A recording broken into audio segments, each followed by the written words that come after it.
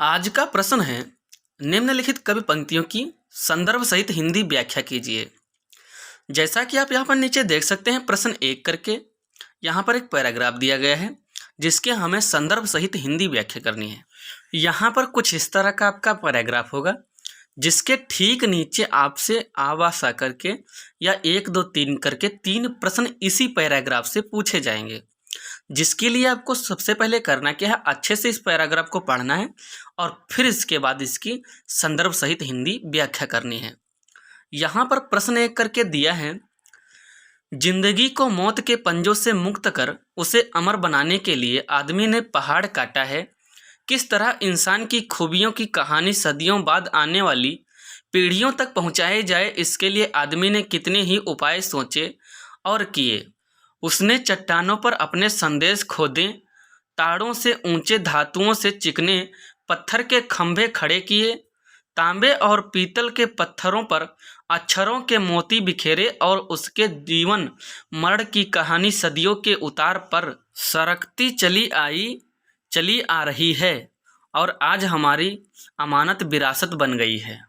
यहाँ पर कुछ इस तरह का पैराग्राफ है और इसके ठीक नीचे आपसे इसी में से आवाज आकर के 3 प्रश्न पूछे जाएंगे। जैसा कि आप यहाँ पर देख सकते हैं, पॉइंट आ में पूछ रहा है, प्रस्तुत गद्यांश के पाठ और लेखक का नाम लिखिए। बा में रेखांकित अंशों की व्याख्या कीजिए और सा में प्रस्तुत गद्यांश में लेखक क्या कहना चाहता है। जैसा कि आपने यहाँ पर देखा कि बा में पूछ रहा है रेखांकित अंश की व्याख्या कीजिए और यहाँ पर रेखाएं नहीं खींची हुई हैं। यहाँ पर आपको एक बात बता दें कि हमने यहाँ पर रेखाएं नहीं खींची हैं, लेकिन जब आपको वहाँ पर क्वेश्चन पेपर मिलेगा तो ठीक इस तरह से आपको वहाँ पर रेखाएं खींची रहेंगी।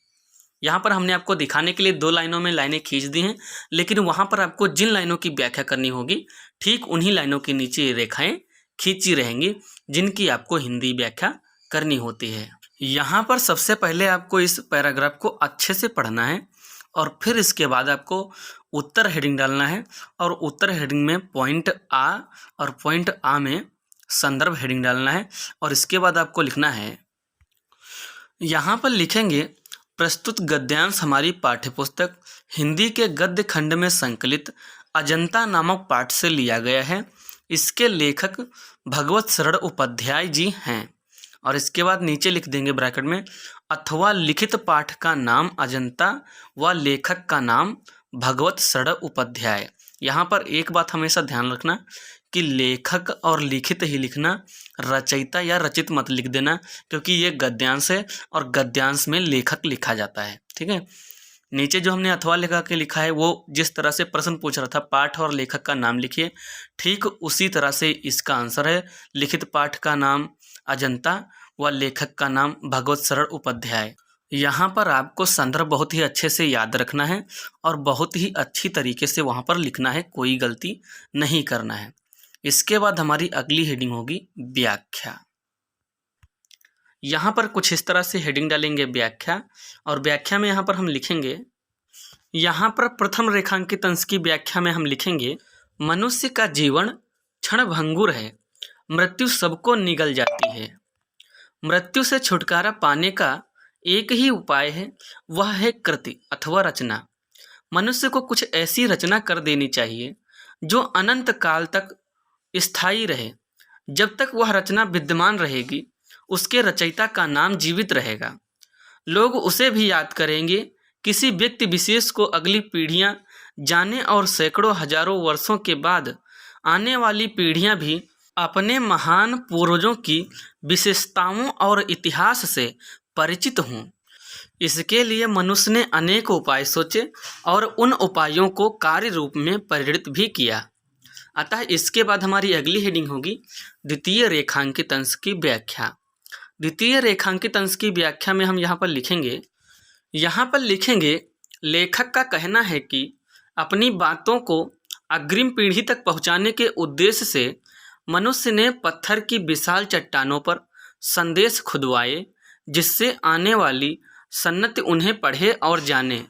कभी मनुष्य ने ताड़ के वृक्षों के समान ऊंचे चिकने पत्थरों से स्तंभ बनवाए, तथा तांबे और पीतल के पत्रों पर सुंदर मोती जैसे अक्षरों में लेख लिखवाएं जो आगे आने वाली पीढ़ियों के उनके पूर्वजों की कहानी सुनाएं।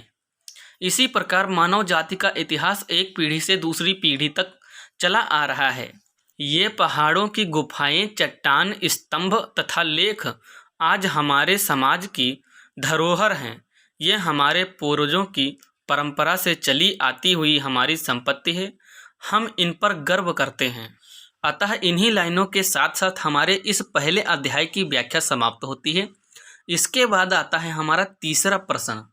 एक नज़र हम तीसरे प्रश्न पे डाल लेते हैं। तीसरे प्रश्न में क्या दिया था, यहाँ पर प्रश्न 3 बोले तो पॉइंट सा में हमसे पूछ रहा था, लेखक क्या कहना चाहता है, या प्रस्तुत अवतरण में लेखक क्या कहना चाहता है।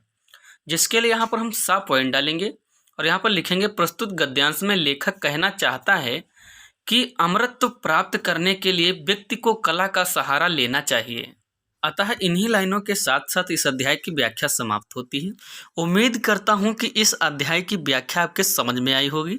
अतः इस अध्याय के आबा सा पॉइंट आपको अच्छे से समझ में आ गए होंगे। तो बस आज के लिए इतना ही। मिलते हैं अगले वीडियो में।